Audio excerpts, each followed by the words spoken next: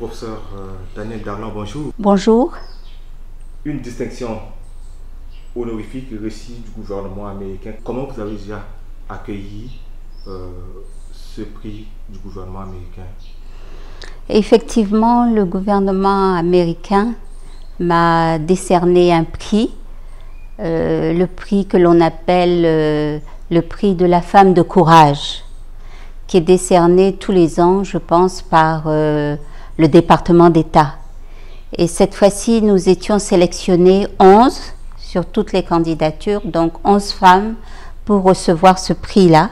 Et nous nous sommes rendus à Washington dernièrement, et c'est le jour du 8 mars, le jour de la Journée internationale de la femme, que nous avons été reçus à la Maison-Blanche pour la cérémonie. Et c'est ainsi que le prix m'a été décerné par la First Lady qui était là et par le secrétaire d'État Blinken. Alors, bien sûr que c'est un grand honneur que j'ai ressenti lorsque j'ai appris que j'étais lauréate et que j'allais recevoir ce prix, et encore plus à la Maison-Blanche, parce que c'est la première fois que ce prix est décerné à la Maison-Blanche. Donc c'est un grand honneur qui m'était fait, et aussi une reconnaissance en fait de ce que j'ai pu faire, une reconnaissance du fait que envers et contre tout j'ai appliqué la loi et j'ai protégé la Constitution. La décision que vous avez prise était une décision collégiale. Pourquoi vous êtes la seule à être sanctionnée? Oui, on peut dire j'ai été sanctionnée puisque j'ai été relevée de mes fonctions dans les conditions que vous connaissez et que maintenant tout le monde connaît. Alors pourquoi est-ce que je suis la seule à avoir été sanctionnée? Ça, c'est plutôt aux autorités qu'il faudrait poser cette question. Mais je pense que c'était une décision qui avait été prise à l'unanimité, comme je l'ai dit à plusieurs reprises. Et c'est une décision qui avait été prise sur la base de la Constitution. Donc, en fait, la Cour constitutionnelle n'avait fait que remplir sa mission, qui est de protéger la Constitution et d'appliquer la Constitution. Pourquoi j'ai été sanctionnée? J'ai été sanctionnée peut-être parce que j'étais la présidente, donc le chef de l'institution, et que la décision qui a été prise par la Cour constitutionnelle n'allait pas dans le sens peut-être souhaité par les autorités. Donc pourquoi moi toute seule?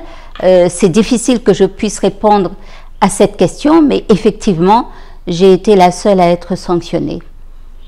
Une récompense pour avoir protégé la Constitution, mais est-ce que les menaces sont aujourd'hui écartées par rapport à cette Constitution du 30 mars? Je ne pense pas que les menaces soient écartées, puisque autrement je n'aurais pas été limogée, je pense. Donc si j'ai été limogée, ça veut dire que cette décision n'a pas été acceptée. Et à partir de ce moment-là, je pense que la volonté est de poursuivre. Cette volonté s'est manifestée dernièrement par l'adoption de la loi sur les procédures référendaires. Parce que la Cour constitutionnelle avait dit dans notre décision sur la Constitution qu'il fallait franchir certaines étapes. L'une de ces étapes était l'adoption de la loi sur les procédures référendaires. À partir du moment où cette loi a été adoptée après mon limogeage, et que la Cour constitutionnelle a validé cette loi, ça veut dire que le processus est en cours, logiquement. Donc, je ne pense pas que le projet soit mis aux oubliettes. Je pense que le projet demeure et les mois qui vont suivre, peut-être, nous en diront plus. En quittant la Cour constitutionnelle, qu'est-ce qui vous inquiète le plus?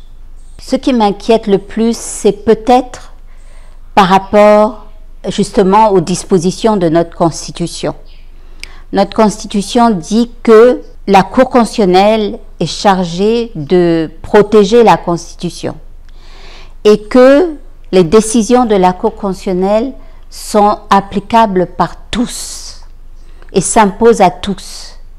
À partir du moment où les décisions ne sont pas respectées ou à partir du moment où on sanctionne le juge constitutionnel parce qu'il a rendu une décision qui ne va pas dans le sens souhaité, c'est cela qui m'inquiète le plus.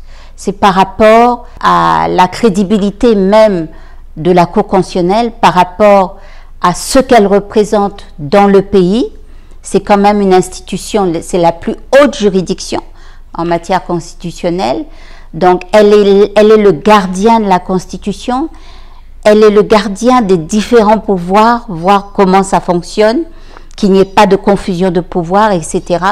Donc à partir du moment où ces décisions ne sont pas appliquées, à partir du moment où les juges sont sanctionnés parce qu'ils ont pris telle ou telle décision, c'est cela qui m'inquiète le plus. Parce que c'est une question de respect de la loi, de respect de la légalité et de la légitimité qui est posée. Professeur Danielle Darlan, je vous remercie. Merci beaucoup.